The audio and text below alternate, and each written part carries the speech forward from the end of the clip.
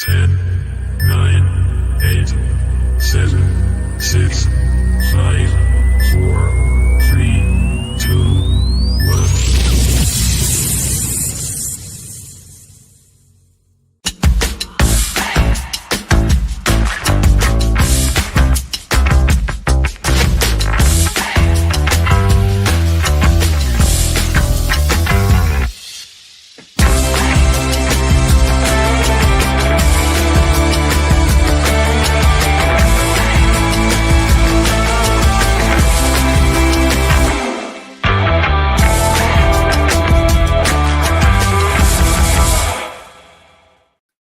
Good evening, everyone. Welcome back to Through Black and White Eyes. Sound okay? Yay! Makes a change. Right, Superfan Dan's in the background. We've also got Lauren debuting for her first time on the show. We're going to get to know her and what her thoughts of being a Newcastle fan. It's going to be fun. And obviously, we're here mainly to talk about the magnificent win. We'll leave it at magnificent win, and then we'll talk about the performance. But 3 points was massive for us the other night, and very pleased that we got it. We'll quickly do the chat, and then we'll get the guys in. So even all, please like, share, subscribe, help the channel grow. It's all free and truly makes a difference. You can join the channel from just 99p, entered into a members-only prize draw, or donate using the super chat in the bottom right-hand corner. All channel profits are donated to charity. Obviously, the running the channel comes first, and then the charity comes afterwards. Please adhere to standard community guidelines, keep comments respectful, and of course, enjoy the show. So, evening all. Gary, Leslie's in the house. Gary's in the house. Superfan Dan. I've got some great artwork coming our way. Happy Friday, one and all. Hello, Emily. I hope you're well. John's in the house. Good evening, all. Even Dan and Emily. Dan. Emily, thumbs up. Everyone loves doing the thumbs up. And there we go. Right, let's bring people in. Dan! Good evening. How are we doing? I'm all right. Good. We made it through the week. It's my day off, so I was thrilled to get on. I completely forgot that today was my day off until last night. So as soon as I saw that you needed somebody on the show, I popped up. So there you are. Brilliant. Good to see everybody in the comments. Good to see everybody in the chat. Good to see you as always, Baz. Thank you very much. It's been. I'm very, very tired. If you can tell and hear in my voice, I literally got a text message yesterday morning at 10:30. Can you work tonight? I was just like, and I kind of let them down last week, so I thought I better, say yes if I can. So I literally went. Yeah, 10:30 in the morning. So the night before, though, I just finished night shift. Yep. Went to bed at 11 o'clock, woke up at 7:30, got the text message at 10:30, up for 24 hours, and I've had 6 hours sleep, and then I've got to go back to bed again tonight. So, yeah, crazy. John's so funny. John, until it settles down, then I'll try and join in. So John basically thought you go to a pub on a Friday night with internet, thought it would be quiet, and it's a Friday night, John. It's never going to be pretty quiet. But it's a Friday night in Tynemouth, so, it's always busy. Always busy. But, it could die off at 9 p.m. So he's got 45 minutes. We'll get him for the last 15. Maybe. It's all good. We'll see. Right, let's bring the debutante in. Good evening, Lauren. Hello. How are we doing? Lauren. I'm good. How are you? Very good. I see you sporting the Cup Winners shirt. I love it. I love it. So before we get into the game, let's talk a little bit about yourself. You've obviously been following us on TikTok for a little while. I have been, yes. Yeah, a bit of backwards and forwards and stuff like that. And I thought, so let's get her on. And then you told me you work for the club, which is even more fun. Yes, I've been working for St. James's for coming up to about a year now. Amazing job. Absolutely love it because I'm born and bred in Newcastle. Was born at the RVI. So I've always followed the club. So yeah, it's an amazing job, and obviously it's been my dream because I've always loved football and I've always wanted to work at St. James's. So being there as well, not missing a match. I'm always there for every single match working it. And the atmosphere there is just incredible. Love it. I'm a little bit jealous. I mean, I wish I worked at the club. You kind of get to watch the game and get paid, don't you? It's kind of, yeah. But the customers as well, like, they're absolutely amazing. The fans, like, I get some lovely ones. I was when I was at work yesterday. There was a little boy, and it was his first match, Oh, and it was the smile on his face. Like, I even said to him, I was like, are you excited for your first match? And he was like, yeah. And obviously he had his little wristband on and stuff, and it was seeing all the kids there as well. Like, brilliant. it's amazing. It's nice, isn't it? Because we lost a whole generation almost to Mike Ashley, didn't we? So it's nice to see, families wanting to take the kids to the game. I know it's hard to get tickets and that, but when you see it, it's magical, isn't it? I mean, I took my daughter to the celebrations, and brilliant. It was just seeing like my daughter's face. Obviously, she's got autism, so she doesn't quite understand, but she was getting dead happy and dead excited with like the music and stuff. Like, it was amazing, and obviously she had her little tune top on, of course. Brilliant. And it was just an amazing day. I was with me, obviously me in-laws as well, and honestly, it was fantastic. What a day that was. Class. I love it. I took my little boy to a couple of games now. I took him to 2 friendlies, and then I finally got him to an FA Cup game against Bromley. And being a dad and taking to your son to his first game, it's kind of like, it's just passing the baton on. Yeah, I was like, my dad did this to me. You can go through the pain, but we've won a cup now. Exactly. He's never going to feel it, is he? He's never going to get to know that pain. Yeah. Like, damn it. I should have had kids 20 years ago instead, and then he could have had 20 years of pain by now. But there we go. What department do you work in, Lauren? So I work all over the stadium, to be fair. I'm currently bar staff. So I work in the Platinum Bar. And I also work at 1892, which is right next door to the players' entrance. Yeah. So every That's time the one you want to be at, isn't it? Oh yeah, definitely. I'm not gonna lie, I've seen some of them drive out and drive in the fancy cars, the Newcastle players, and I'm like, yay, love it. But yeah, we've had some famous faces in Platinum. Yeah. We've had, obviously not Newcastle people, but we've had Conor McGregor, which was right. the Irish boxer. We've also had Patrick Toppin, the DJ from Newcastle. Okay. So we've had them, but we haven't had anyone else. My friends do work in the boxes with Alan Shearer, which I'm quite jealous about. Oh, I would be well jealous. But apart from that, yeah, we get some stories. Apparently, Alan Shearer's a lovely, lovely bloke.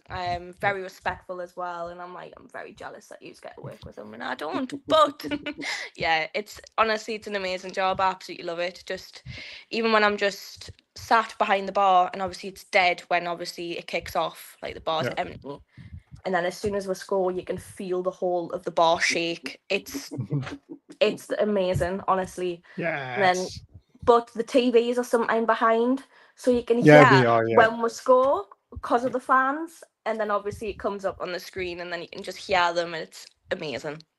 Yeah. Just a couple second delay is all you need. Yeah, something just happened. Yeah. I remember, that's going back a bit, but when Shearer broke the record against Portsmouth, and me and my mate were there, and we went to the bar 5 minutes before half time, as you do sometimes, to get a drink. And we're standing at the bar, and all we hear is the cheer, and we were like, please don't be Shearer. Please don't tell us we've just missed the record-breaking goal. And luckily we didn't, because he scored in the second half, but my heart sank. And we just looked at each other and went, we shouldn't have done that. That's the hard part, is to judge when to go. Oh yeah, it is, because at halftime it's just going to be absolutely mental, mad. So no, every time we've gone, every time we've gone, we stay in our seats at halftime, because it's not going to happen. The good thing is now we've got this new thing for halftime. So that's what I am. I sit at a desk from the moment I start work up until halftime. I sit and do halftime orders. So basically you can pay it from to me, and you get a little raffle ticket. So then you come up to me at halftime, give us your raffle ticket, and you get your drink straight away.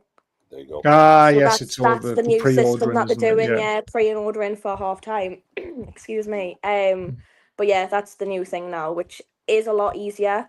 Because every time I look at the bar when it's half time, it is absolutely rammed. That's why I'm kind of glad that I'm not behind the bar at half times, because I'm sort of like, well, I'll just do this job instead. So I'm trying to think the last 6 games that we've seen We've been in the Park Grill for the first one. I've worked Because there, as of course, we can't get regular tickets. We have to get hospitality because that's the only tickets that are available. But we've been to Park Grill twice, and the rest of the time we've been in the barracks, and always a great time. I love being in the barracks because it's depending on which end we're on. I mean, we've been, as you've seen the pictures, Baz has seen the pictures, but we did our honeymoon in 2002, and we were sat in 1892 back then. Oh, wow. And then when we were there back last March, I saw where our seats were for our honeymoon, and then we did a picture 22 years and 1 day apart, and then my wife posted the pictures of what we looked like then and what we look like now. Oh, that's lovely. So, yep. No place I'd rather be. Yeah. Especially looking at the scenes pre-game from the other night. I just wow. Oh, honestly, I'm so glad I worked it. It's just weird that, isn't it? Saying I love being at work. Yeah, it is a very weird saying. Yeah. Sometimes I do think to myself, I'm like, did I just really say that I enjoy my job? But I do. I absolutely love my job because obviously I'm a Newcastle United fan, and like being there, it's amazing. It's the long shifts, but just hearing the atmosphere and just speaking to the fans as well, speaking to the members and stuff, it's really nice, and you just see it from like the generations of people as well that come in as well, and it's amazing. So you work obviously on a match day, but what else do you do during the week? Obviously, there's preparations for a match day, getting things set up in the bar, that kind of stuff. Yeah, so kickoff wasn't until 7:45 yesterday, so I started at 5. So what we do is we set up the bar, get the bar sorted, make sure every beer tap's working, say hello to everybody. We do timings as well of what time half time is and stuff. And then we open the doors an hour before kick-off as well, so people start coming in earlier. And there's always a group of men that come in all the time, and they order the same drink all the time. It's always either Colin or Marjorie all the time. So it's always them, and they always sit in the same place every match as well. So it's lovely just seeing familiar faces as well, and people that remember us as well. It's amazing. That's a good one. Don and I will be your personal assistants on match day. Pretty please. I can test those beer taps out. I like it. If I could, I would, honestly. I love it. What was your first game? As in just in general, your first game, can you remember? Oh, that's a long, long time ago.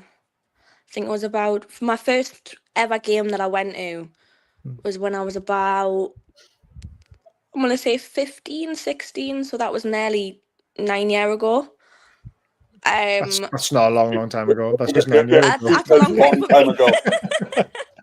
I think I'm going to hang up now. I can't remember what game it was, but we definitely won. I remember that. We definitely won. I can't remember what game it was. My memory's like a goldfish at the moment. But yeah. Was that in the championship, Lauren? Yes, it was. Yes. Yep. Yeah. The good days when we won games. Yeah. Until the last 3 years, of course. Yeah, of course. Yeah. Yep. Brilliant. I love it. Right, let's get talking about last night then. So it was a great 2-1 win. Obviously, the performance wasn't fantastic, but we're going to talk into it. But first of all, we are off to Singapore and South Korea for pre-season. So if you fancy a holiday, Singapore's lovely. I've been there. I've never been to South Korea, though. South Korea, Seoul was fantastic. Ooh. I was there 20-some years ago for a business trip, but Seoul is wonderful. Jules, I'm not that bad. I just don't drink these days. Jesus. Right. Oh, Blades. Blades in the house. Our fixtures against Chelsea, St James's Park on Saturday the 10th of May will now kick off at 12:30 p.m. So you'll have an early kick-off there, Lauren. Yes. And the game moved to Sunday the 11th of May, kick-off at 12 p.m. should Chelsea progress in the UEFA Conference League. So it could do an extra half an hour earlier. Hey, has the man, the myth, the legend got a quiet little spot in the pub? There he is. There he is. He looks very confused. He looks very confused. I think he's trying to get his headphones working. I think so. He's definitely on mute. Way. I can hear It's gotten louder in here. It doesn't sound it coming through the mic though. I can't hear No. anything. No. Yeah, I no, can't it sounds, either. It sounds good. Yeah. Well, he is on mute again though, so that might be the reason why. But anyway, War Flags knocked it out of the park again. Obviously, Always do. if you couldn't be at Wembley, if you couldn't have been at the parade last night's display was for those people who were there last night, and they always knock it out of the park. It was absolutely fantastic, and Eddie Howe has made history. First Newcastle manager to win a trophy since 1969. I mean, I'm in awe of the man. I always have been. I always thought he was going to be the man who did it. I was always hopeful, never thought it would happen because, you know, as a Newcastle fan, you have the ups and downs all the time. But Lauren, what's it like working in the ground when War Flags are doing that? And do you get to see much of this? Or do you see it on the TV? Yeah, I get to see some of it. So I think it was my last shift that I worked. Not yesterday, but the time before that. I actually went up into the stadium and had a look at the fans and had a look at the War Flags. And what an amazing! Honestly, I've actually served the man that does the War Flags. All right. And I even said to him, I was like, "Are you the person that does War Flags?" And he was like, "Yes." I says, "You do incredible." So I remember I served him in 1892 as well, and honestly, what a lovely bloke he is as well. Absolutely lovely, and honestly, they knock it out the park every single match. They do, don't they? Yeah. Sometimes they do really special ones. Sometimes they do just like a normal one, but that was a special one last night. And as Leslie says, it was for all the people who couldn't be there in general. God rest their souls. Dan, proud as punch, basically, aren't we? Yeah, pretty much. Couldn't have asked for a better display from War Flags. Couldn't have asked for a better atmosphere pre-game. Just again, it brought up everything again. You know, two weeks ago, you know, we won the cup. This last Saturday, we had 300,000 plus show up to celebrate in the city, and just go completely mental. And then the game the other night for all of those who couldn't make it to Wembley, for those who couldn't be on the parade route or at the Town Moor, that and of course for the generations that waited for some kind of victory and didn't get it. The last night was for you, and it was incredible. The scenes were wonderful, and you mentioned that Eddie Howe is the first Newcastle manager to win something since 1962. We have to remind everyone he's also 1969. 1969. Sorry, I have more 1892 in my head. So no, 1969. But also remember, he's the first English manager to have won any trophy since 2008. Yeah, since Harry Redknapp, Portsmouth. won the FA Cup. So I mean. Yep. When we're talking history being made, it's history being made on multiple levels. Yeah. And there's anybody who doesn't recognize that and appreciate that must have a heart of stone. It's just good stuff. Couldn't have waited. I was waiting for the match, and two lads that came to the pub to watch with me. I set up my iPad, so one of them's an Everton fan, so that we had the Merseyside derby playing on the iPad 15 minutes later. So and so we had our game up on the big screen, and then the little screen had the other match. So yep. Just try to play it down. Just play it down. Play it down. Let's bring the noisy John in. John, what was it like being at the game and seeing War Flags? Oh, it was great. I knew that there was going to be a lot of energy. You know, we talked about this in our predictions. You know, some of us were concerned a bit about, would we be overtired from the celebrating? And I said the crowd is not going to let them do that. And they got some energy from that. And the first 10 minutes was good. You knew that the energy level was up, so I knew that we were in good shape. And that place was roaring pretty well. I mean, it was great. It was what a hell of a time to get a 6-month lease in Newcastle. I mean, I hit the jackpot. You did, John. You did. And you've done very well with your tickets as well, to be fair. I'm just feeling really bad for Dan and some of my mates who couldn't be here because I know I just feel for all of them. I know they'd want to be doing this, and it was great. Yep, fantastic. Back on mute. We're living vicariously through you, John. That's what we're doing. We are. We definitely are. Yeah, there you Oh, yeah, it is pretty busy in there.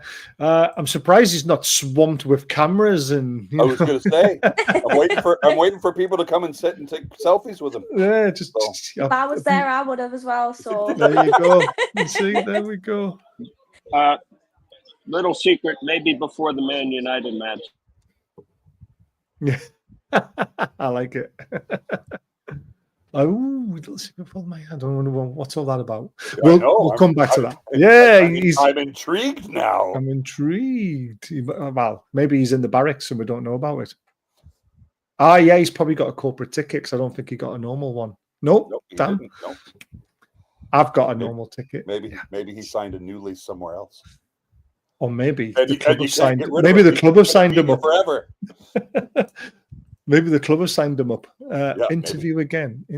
Oh, an interview again. All right, cool. Oh, good. Okay. Must be with the BBC again. No? Oh. I think Keith Did approached him. TV? Fair enough. Sky. Oh, Premier League. I love it. Right. Let's talk about the action. So, Dan, talk us through what you thought of the game. I called it earlier in the day. 90 minutes before the match? I said it was going to be a 2-1 match. You were just copying John. You were copying John. No, I didn't even watch John's. No, I knew that we'd give up a goal. I knew that we would give up something silly. You know, it's the Newcastle way. You know, you can go 2-3-0 up and you're still going to give up something goofy. And, you know, Nick Pope, true to form, gave us a fluky one. But no, it was funny on television when we got to see Isak dribble around. And I mean, let's be fair, he should have shot, you know, two touches before. But just the look on Harvey Barnes's face when he was disappointed, wasn't he? he was gutted. But I like that though. I like that because people wouldn't have had a go at Isak because of who he is. But Harvey Barnes was like, you should have played that much earlier. Yep. And I would have scored. Yep. Yeah. Yep. And it was good to see. The look on Harvey's face, Alex. Yeah. Like, what are you doing, man? Just square it or score. Do something. Don't do that. So, but then to come back 90 seconds later and score his 20th goal of the season. Again, another weird stat. I cannot believe this one. I just watched Gary Lineker do it on I heard that stat. Yeah, and Alan says he's going to check it himself, but he says I think he Alexander has to Isak is the first Newcastle striker to have scored or player to have scored 20 goals in successive seasons ever. And I'm like, I don't. In the Premier League, I reckon there'll be, you know, before football. right. Yeah. But before corporate ball, yes. Yeah, I'm sure Shearer did it 2 seasons in a row. Well, they were saying 98-99, he made 30 appearances and scored 14 goals. But 98-99 is when he did his ankle ligaments. Yeah, but he signed in 96. Well, I know that. So 96, 97, 97, 98, surely. Yeah, to go back and look at 96, 97 and see what his share of the Sir Les and Worrell tandem was. But yeah, I'm positive if I go back and look and we'll get those stats. But that was just to score the first goal on literally the stroke of halftime was what we needed to perfect timing, wasn't it? Yep. But the other stat for Isak as well is the first player since Shearer and Andy Cole to score 10 home and away goals in a season. Oh, I didn't know that one. Okay. There's another one for you. I like my stats. I like stuff like that. Lauren, what did you make of the game? I watched some of the highlights when I got home because obviously I couldn't watch much of it when I was at work. But Tonali, sorry, but that shot, Well, wow, that was incredible. And I don't think any of were expecting that. To be fair, I don't think none of the fans, nobody was World. expecting that. Yep. For such yeah, it was just incredible. Like it really was. well, I just Stadium love how humble he was when they got with the mic in front of me. He was like 70% cross, 30% shot. 30% shot, yeah. It's like not a chance. No, there was no chance. He was not expecting that to go in, and that was a difficult one for the keeper. He literally went flying in the back of the net. Like it was amazing. Like even just hearing the fans as well, and then when they're coming out as well, you can just hear them all talking about Tonali and the goal and stuff. And I was sat there and I was like, when I got home and watched how good that shot was, I was like, wow. How? Sort of bit like that. How did he do that? I really do not know how he done that. Well, I was doing the watch along, and I don't think anyone knew we'd scored because I didn't even celebrate. I was just stunned. I was like, yeah, I don't think anyone was what? expecting it. I didn't even know if it was in. I thought, did it go wide? I was just like, went wide. I did not think it went in. And then when I heard the stadium roar, and I was like, what? We must have scored. And then I just seen Tonali, and I was like, wow. I love it. It was goal bound. You could see it. It was going in the net. And Flecken had nothing to do. He tried to block it, but then Fantastic. Well, just wind that back, right? And we're going to freeze it. I mean, look, just there. Look at his body shape. Yep. I mean, and I'm not being funny, right? Some people have really tried to take the mick out of me because I actually said on Twitter we meant that. Yep. But I also spelled his name 2-0 instead of Tonali by mistake. It's amazing when you make one little letter of a mistake, it got 1.7 million views. Because of one tiny letter being in the wrong place. Little typo. Yeah, and then people were saying to me, yeah, just a little one. There was no E in it though, so I don't know where they're getting toe from. But there you go. But they were saying like, oh, this guy's got no ball knowledge. He'd never played football in his life if he thinks that was a shot. But if you look at his body language, right, and you look at the way that he struck the ball, if he's crossing it, he's a shit footballer because it was a shit cross. Oh yeah. And the way it flew in, here we go, because it's going to get loud again. Oh. Incredible. And I mean, I was very fortunate. I was there against, I think it was Norwich, when Peter Beardsley did that on the right-hand side. Obviously, he was a bit further out. He was more in line with the 18-yard box rather than the 6-yard box, so the angle was a bit easier. But he smashed it in, and he meant it then as well. I think Rob Lee did it against Liverpool, and he was a bit further over to the side as well. So it's not uncommon for players to score from that range and also shoot. And Shearer has crossed from there for Rob Lee to score in the semifinal. From around that angle, but that was a cross. Yeah, and you can see because he whipped his foot around it. Yeah, that was 100% a shot. It was deliberate. And I love how humble he is to just go, maybe. It was fantastic. Leslie's taking the mick out of me. I know. Oh, we knew, Baz, but no thanks to you. I just didn't know what to say. I was stunned. I was literally stunned into silence how good that I was. Yeah, I couldn't apprehend it. John, what's your... go on. Well, I love seeing the goaltender get mixed up in the net, too. It's like the ball and the goaltender, boom. Into the back of the net. That was so dramatic. A bit like Isaac's penalty against Forest. Yeah. Even though he didn't hit that hard, and he still ended up in the back of the net, the goalkeeper somehow. John, you were obviously at the game in the ground. What were your thoughts on the action? Well, I thought, like I said, I felt good. Some people thought we were off. They said that we didn't play that well, and I was like, that was about as best you could expect, given everything that's happened over the last 2 weeks, international break and everything. But then all the highs and lows, I mean, mostly highs for us. No, I thought we responded. This was the game I was worried about. It's like you got to get back up and finish Premier League, and they started off well on the last 10 game stretch. So I'm happy about it. Oh, it was a great result. And I think a lot of people were right. I mean, I don't know what you guys think, but I thought the passing was off at times. It wasn't a fluent performance, but the most important thing is when you're not playing well, you still get 3 points.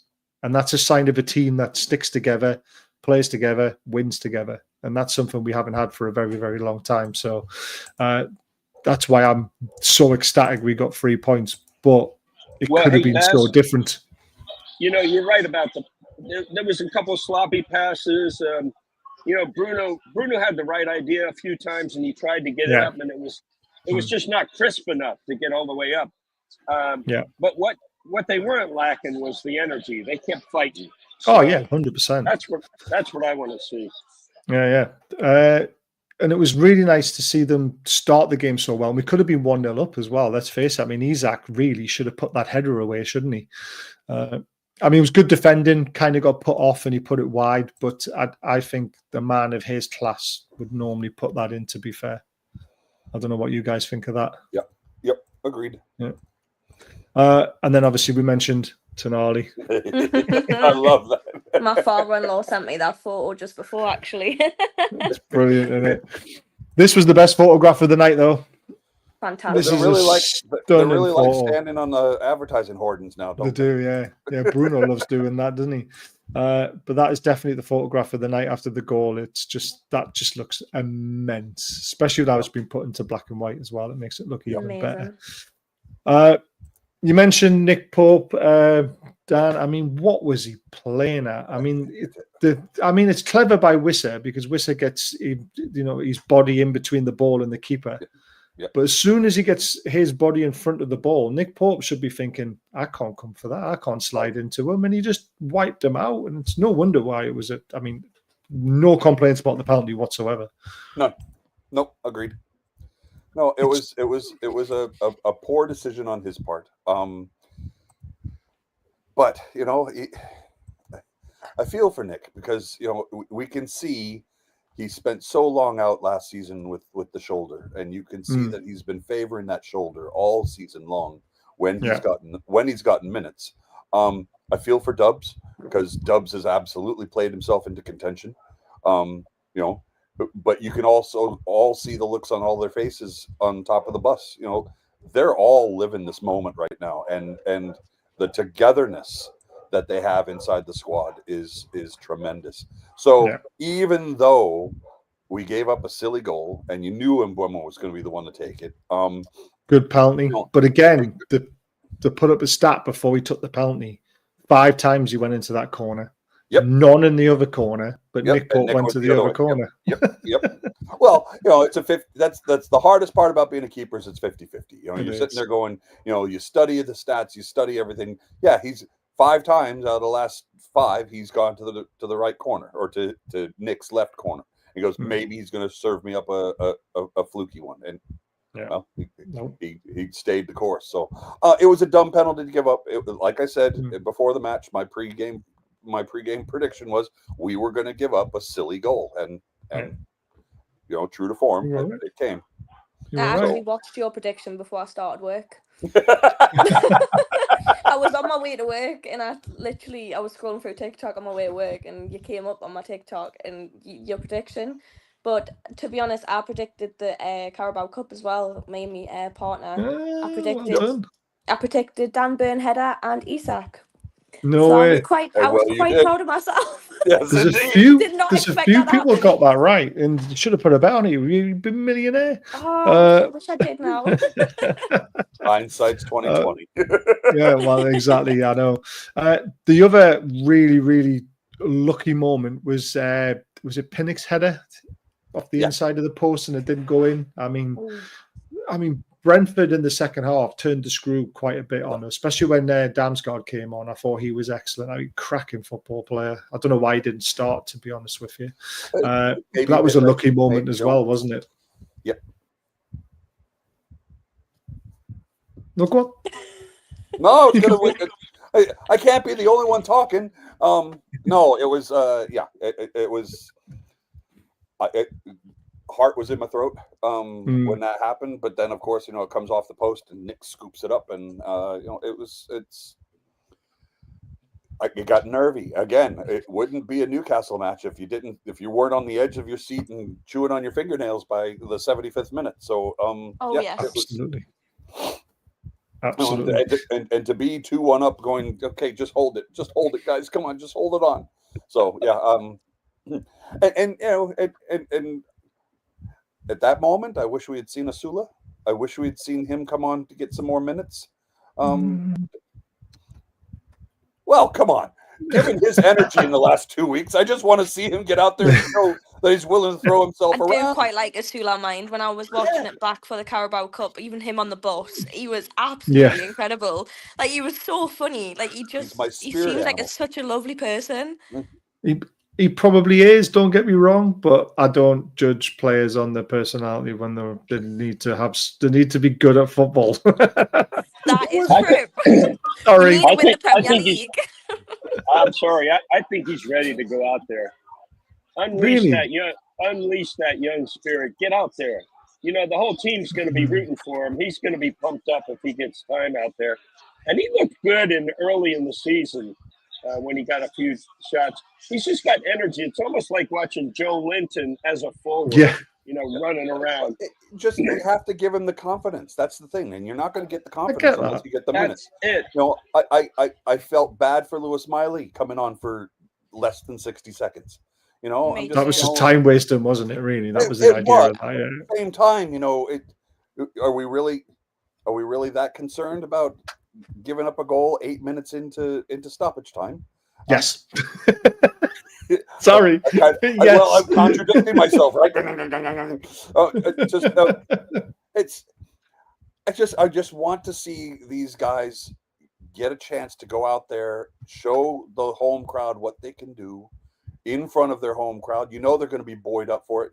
No one wants to make their debut away at Turf Moor and in the 92nd minute of 4 minutes of extra time. You want to be out in front of your fans and show your fans what you can do. They probably have a lot of pressure as well on them, to be fair, if you think about it, because like they've won the Carabao Cup and then now it's the Premier League. They're probably putting a lot of pressure on themselves, like thinking, oh wait, we need to win this. Do you know what I mean? So to be fair, like, hats off to them. They did do really well, but I think there is a lot of pressure on them at the moment. But they're still just incredible, though, and they're an amazing team. Yeah. I'm sorry to say it, but Callum Wilson's done. He doesn't have anything left in the tank for us. My boyfriend's sitting in the corner going... No, he was a tremendous player for us. He was, just been saddled with injuries the last couple of seasons, but you could tell that his heart's in it. His legs have betrayed him. Yeah. He doesn't have it in him anymore. He might be a terrific player in Saudi Arabia. He may be a fantastic player for some Division 1 team, but I don't think he can cut it in the championship either. He's not going to be able to play Saturday, Tuesday. That's true. He's got to be looking at himself going at 34 years of age here soon, and it's time to hang it up. But then the big question is who's going to populate the number 9 kit then? So I don't want Isak to change numbers. The 14 number is perfect for him. I've already been, if this is true or not, but I have been told that Isak's going to be offered the number 9 shirt and he's going to be offered a massive contract to be the highest paid player in the club and all that sort of stuff. So we'll see what happens. I want to come back to this. So personality plays a part in the team dynamics, though, and how you interact with fans. So it does play an important role. It does. Don't get me wrong. I agree with that. Look at Bruno. Look at the way all the players react with the fans and things like that. But you've still got to be a very good footballer to play at this level. And right now, I've only seen Asula play against Birmingham City and I've only seen him play against Bromley. Look at the difference. The difference in standards is completely different. I want to see him get some minutes. I just want to see him get started with minutes. Whether that's the last 10 minutes of a game or what, I just want him in there because look at Tino. Tino is outstanding right Yeah, now. but Tino's and an outstanding footballer, though. That's the difference. is. And we knew He Tino is. had talent. That's the difference. Yeah, but he had to make mistakes. He had to get used to things, and I'd like to see some of the young guys getting that same experience. Hey, I'm not ever going to be Eddie Howe. He knows better than me, but I'd like to see the guys like that. We're all aching for it. I know in the chats and all that, everybody's like, I just want to see for myself. Is he ready? And if you're a manager, you're not going to do that. You're not going to take that bait. No, but this is it. It's 9 cup finals. We've got to try and get into Champions League football. It makes a massive difference to our summer if we're in the Champions League. And I saw Sula against. It's probably selfish on our parts. Like, I just want to see him. No, I get that. But I did see Sula come on against Brentford in the Cup, and he had 15, 20 minutes, and he didn't really do anything. And that's the difference in the standard of the football. When he comes against a bigger team, has he got enough to make a difference? And so when you're chasing games, well, yeah, I mean, if we're 3-0 up against Leicester, throw him on. Right. But I wouldn't want to throw him on when we're drawing or we're only 1-0 up and we're still trying to chase the game a little bit. I would rather have Wilson come on. I know you're not going to like that, but Wilson's still a better finisher. He's, if he gets in the right area and the ball falls to his feet, I've got more confidence in him scoring than I have Asula scoring. I beg to differ. I don't think you play the ball to his feet anymore because he can't help trip himself up. I think all you can do is put the ball in the air and hope he heads it. Yeah, do you not remember the goal against Birmingham? I do. I'm just saying. Yeah, the one that bounced off Asula's wrong foot and then landed up in the air to Wilson, who scored when he was 2 yards off the line. I mean, come on. Asula should have scored that. He's going to need 2 or 3 extra touches, and then he loses control of the ball and then gives it up. So I'm not being harsh, Callum. I'm just being real. Just being honest. But that's the way I think of Asula, though. I think he's a sort of striker that needs 2 free touches as well himself, and he won't get that time in the Premier League. So, and there's a big reason why he's not getting minutes at the moment is because Eddie Howe doesn't have the faith in him yet. And we've seen that. He's done that with other players in the past. So you've just got to trust Eddie Howe. That's the way I look at it. When he scores a hat trick against Busan FC in South Korea, then we're going to see what he can do. I mean, if we don't get in the Champions League, Asula is going to be quite important to us because we'll be in the Europa Conference or the Europa League, and maybe that's the kind of standard competition that he needs to get minutes in. The Carabao Cup next season, he'll get minutes in again. The early rounds of the FA Cup, but I mean, I'd rather just go out and sign Delap from Ipswich for 40 million on his buyout clause, and then I'll be ecstatic 100%. With our options next season. So, and then that puts Asula even further down the pecking order, doesn't it? So, but let's be honest, Asula's better than Riviere. Come on. Yeah. Gee, Emmanuel Riviere scored 2 absolute cracking goals in pre-season and never scored a goal again. Nope. Yeah, he was terrible. I tell you one thing, Lauren, that was really big. Yeah, oh God, yeah. I was a little bit disappointed with our game management 2 nights ago. Now, when we were in the Carabao Cup final, we had 8 minutes to play out of extra time. We were running the ball in the corner flag. We were being shithouses. We were doing everything to run the clock down. But against Brentford, we kept going for goal. And I was screaming, get it in the bloody corner flag.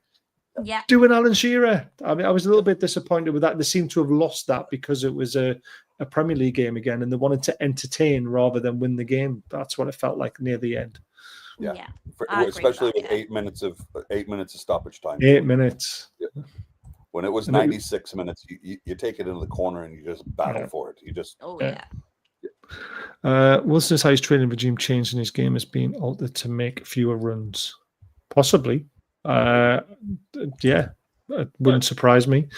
It would sound better if you said Asula get minute when we defend the Carabao Cup. That is absolutely I know. I'm not used to. I'm still not used to it. Defending champions. One thing I still can't get over is the amount of fans that actually are like around the world, like you Americans. When I first came across you on TikTok, I was so stunned that like people from America actually support our club. And it was absolutely fantastic. I was sitting watching all the videos on TikTok. I was scrolling all the way down. It was absolutely a fantastic. I was amazed because I was just like, I did not think that. Because yes, we weren't the best of not long ago, like a few years ago. But obviously now we've won the Carabao Cup, and then that's when I started seeing obviously more people, like everyone around the world, like supporting with people from Australia, everywhere.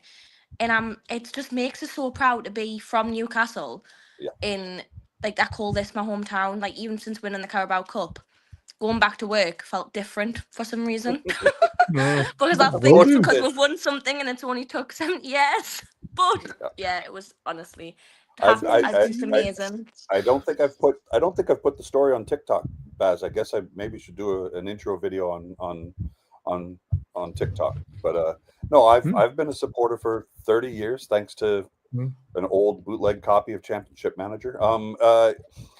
It's been a long haul. That's why I get so defensive when everybody's just like, it's just a Mickey Mouse cup. Bullshit. It's a cup. It's a trophy. It's a trophy that we've won. Yeah. Yep.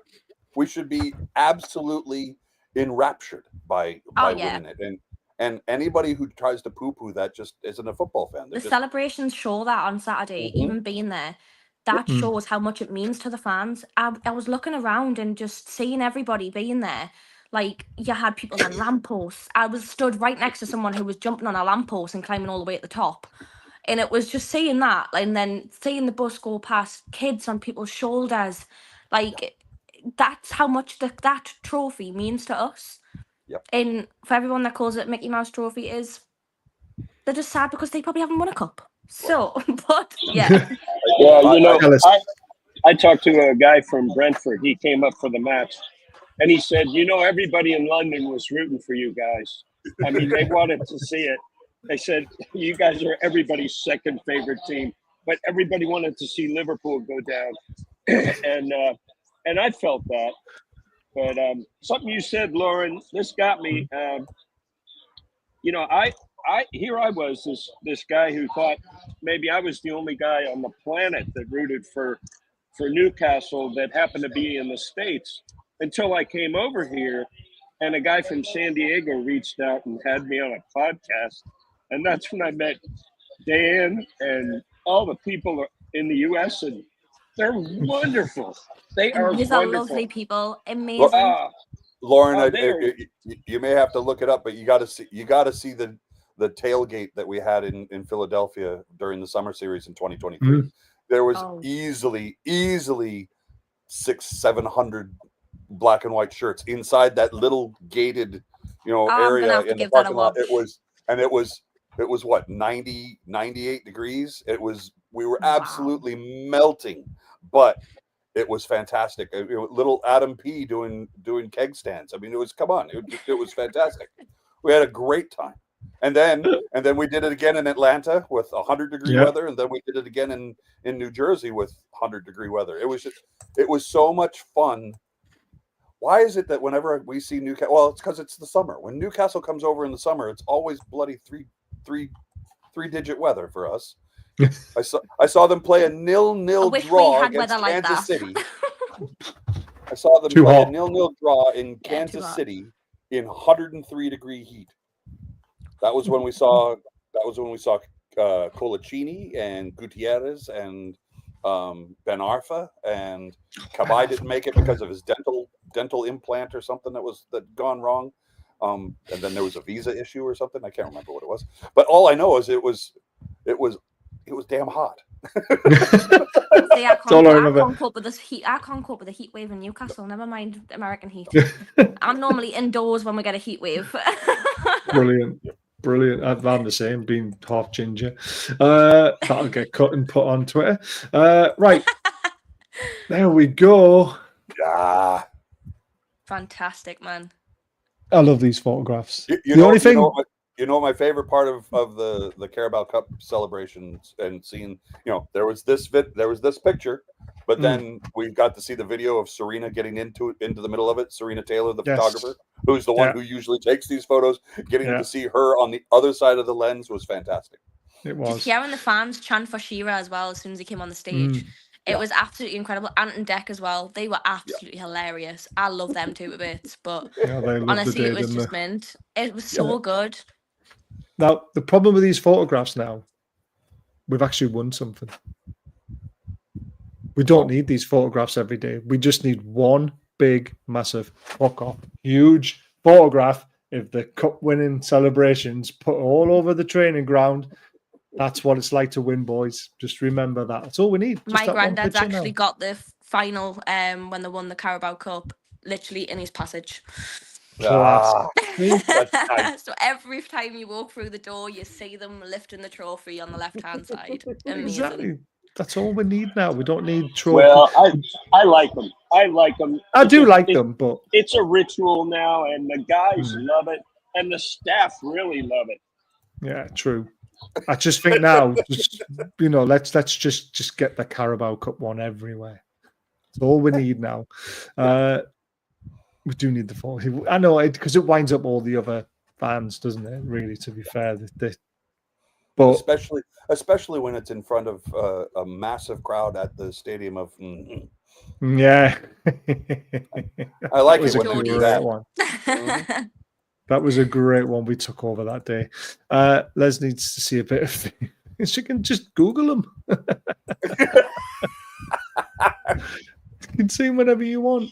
Right, what did that make of the table? Now, this has been updated. Obviously, we were fifth after our win, but unfortunately, Chelsea beat Spurs 1-0 last night, so Spurs couldn't do us a favour, which knocked us back down to sixth, but it's so tight. I mean, Forest won again. Game in hand, Baz. Look at the game in hand. I know, game in hand takes us up to fourth, puts us 4 points behind Forest. We've got to win it, though. This is the thing, though. You've got to win your game in hand. I'd rather have the points now than a game in hand. Agreed. But it's looking rosy. Winning the game in hand then puts a 5-point gap between us and Villa as well, which would be very important because Villa is sniffing, Brighton is sniffing. I mean, even Fulham and Bournemouth will think they're sniffing, even though Bournemouth got beat off Ipswich, which was a huge upset. Never saw that coming. No. But I'm going to ask you, Lauren, obviously. A little bit of Liam Delap in that, if that's a preview. Come on now. Yes, honestly, we've got to sign him. Where do you think we're going to finish, Lauren? Oh, that's a tricky question. I'm hoping we'll finish in the top three. Ooh, I am hoping. Catching Forest. Yes, fingers crossed, and I am keeping everything crossed, and I'm going to predict we come third. Fingers crossed, but yeah, that's my prediction. We'll come third. I like it. Dan? We ask this every week, and it never changes. Well, no, and I'm a pragmatist, and I'm thinking if fifth is going to get us Champions League, fifth is where we're going to be because we're going to put everything we have into these last 9 cup finals for us. But I think the other teams are just going to keep building points. I think the one that's going to surprise us is I think Man City's going to fall off because Holland is their whole game is devoted to Holland. Phil Foden has fallen off the pace. Mamouche is fantastic, but if he's not in the right position, he's not going to score. So I think Man City is going to be the one that falls. I'm hopeful that we could get fourth, but I'm thinking it's going to be fifth. Ooh, I like it.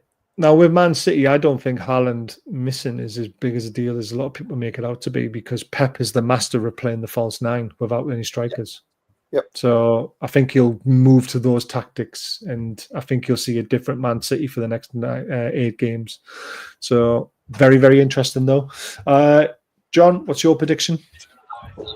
Well, I think probably fifth. Probably fifth is about right. I'd like to think we could get up as high as 3 or 4, but we got some tough matches coming up. So, yeah, fifth. I mean, we beat Leicester on Monday night. Hopefully, results go our way at the weekend, and we'll all be thinking we're going to finish third. So, there's so much to enjoy about this season and about the running. Yeah, I mean, the one thing I will say is that Chelsea are in a false position for me because they're not playing well, but they're somehow grinding out results, which is fair play to them. So I think City will probably finish 5th and we'll finish 4th, and Chelsea will drop to 6th. I can see it happening. Yep. I'd take it. Pragmatic. Yeah, I'd take it. all I can think of is next year we could be in a really sweet spot because Liverpool's going to lose a lot of players. Man City's going to have changes. Man United's just going to blow up. And they're not even a threat this year. They're not even in the conversation anymore, are they? I know. I love it. I love it.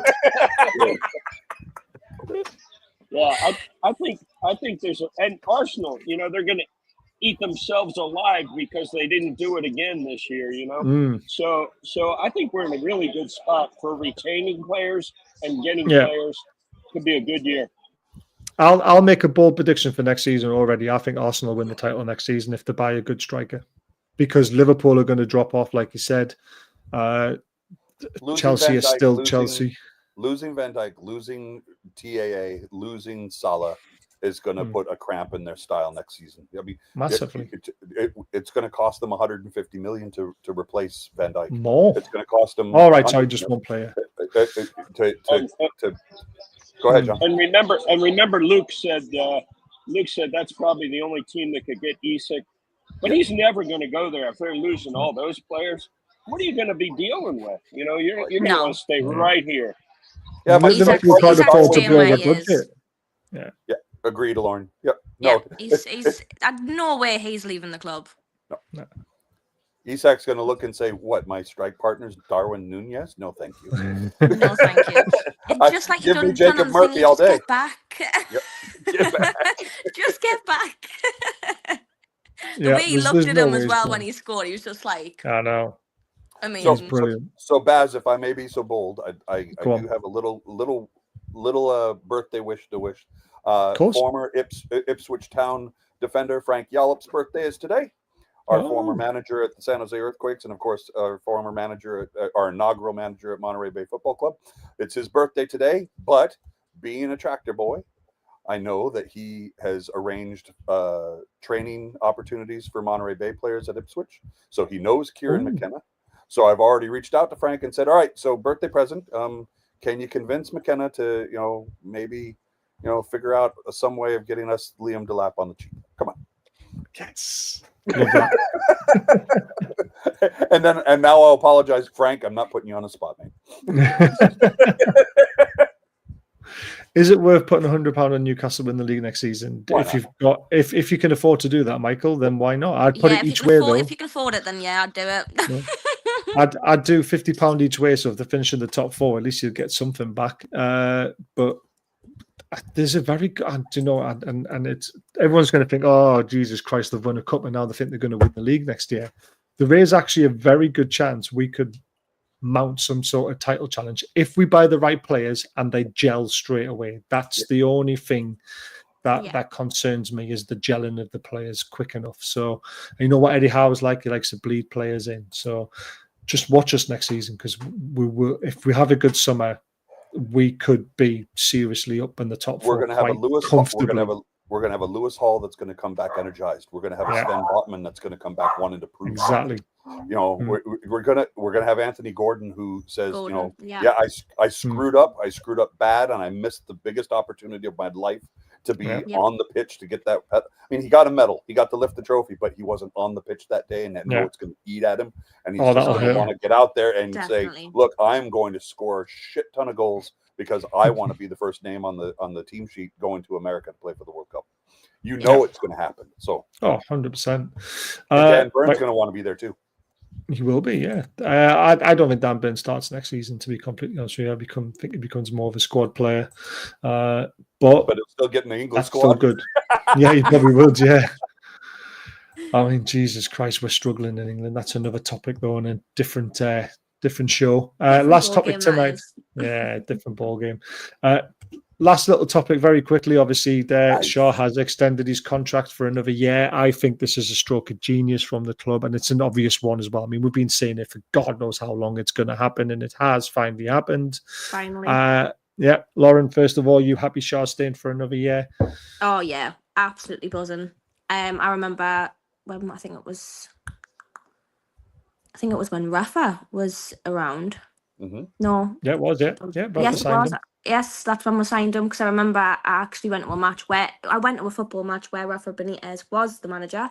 And I remember Shaw was my favourite player back then, but my favourite player is, I've got two. I've got Isak and Dan Burn. They're just my favourites. Got to. Dan Burn, he's from Blythe. Got to. He's only up the road from me. So Dan Burn. exactly, he's from Blythe. So you've got to. But no, I'm absolutely buzzing that we've signed him on for an extra year, and just hopefully he can get some goals in for him. Oh, he's a fabulous player. I mean, absolutely the way he fabulous player. turned his career around under Eddie Howe has been phenomenal. Steve Bruce nearly ruined him, and we nearly never had this Fabian Shaw that we've had. Dan, your thoughts on Shaw signing? Absolutely. I'm just going to quote the man. He says, "There's nowhere else in the world he'd rather be." He is absolutely chuffed that he's going to be here for another season. We are absolutely chuffed that he's going to be here for another season. We're going to see at least one or two bombers from outside the 18. You know, we're gonna see him, and I think it'll be in cup runs. You know, we'll see it in Carabao Cup. We'll see it in the FA Cup. I think that another right center back is going to come in. So I think you'll see Dan Burn and Fabian Schär become, you know, the elders in the locker room and bring the young guys on and show them the ropes and say, look at this crowd, you want to be here for the next decade because we've been here. And this is where you want to be. So it's a stroke of genius, like you said, to have him around the park for another year. And you know, if he gets to be 35 and decides after the end of the 25-26 season he's done, I hope he sticks around in some capacity. Yeah, I agree with that. Great ambassador to the club. Trips next, hopefully. John, your thoughts on Schär? I've always loved the guy. You know, this is kind of like payback for all the years that he's put in, and the complete change that he's made under new management. And he's a superb, steady guy for us, and I'm happy to have him around. Just like Dan said, have Dan Burn and him and some others. Trippier, we haven't said a word about Trippier, but it's like he's gone back 3 years. I mean, he's looked. In these last two games, he's been outstanding. So, I'm really happy for Schär. And for us, you know, known quantity, stable. Good-looking bastard. Oh, my God. Yeah, and he puts in the minutes, you know. He does. He gives it. He never takes himself out. They have to pull him off. So, great guy to have. Yep, absolutely. One more thing before we go, because I completely forgot all about it. I don't know how I forgot about this. It was a massive talking point in the game. How was it not a penalty for Brentford, by the way? Bruno was a very, very lucky man. Just go. We're not going to talk about it. We got 3 points. We're just going to keep moving. The game's on. We have a game coming up on Monday. We're not going to talk about it. Just shut up. Give me the Roy Kent. Give me the signal. Come on now. Come on. That's what I was. There you go. There it is. Jamie Tart doing the only thing he can do. You know, he just Jamie Tart do. Jamie Tart do. Right, quick shout out for our amazing sponsors, Diet Crow. Code BAZ20 for 20% off for all these lovely merchandise. Link is in the description. And a massive shout out. Yes, and a massive shout out to Jan's art. He's putting together some cracking stuff for our banner on YouTube. Yeah, he's got some great stuff on his site. Please go and check him out. He plays on names and things that have happened. I like fella. That's great. Fella instead of Salah. It's fantastic. Honestly, it's great stuff. I love the Aldi vest on Dan Burn. That's fantastic. Yeah, that is amazing.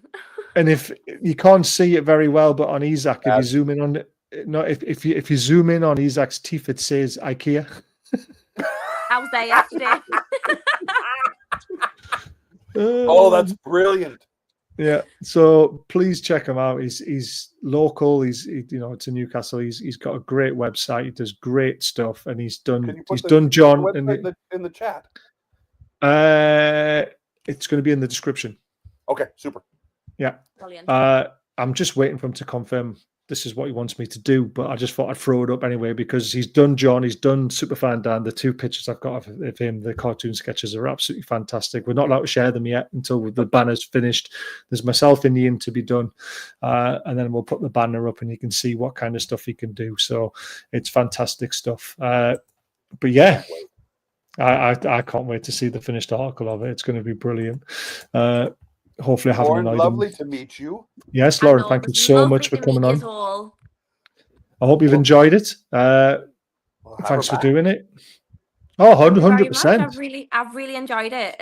I was a bit nervous at the first, but I was like, you know what? I Were love you? talking about football and I love talking about work. So It's been amazing, but it's been amazing. It's Actually, it's been amazing to meet you. It's even seeing you on TikTok, and I've been following you for quite a while. And it's amazing that you're all the way from America and you support Newcastle. So just a big thank you for your support as well. Oh, wait a minute now, Lauren.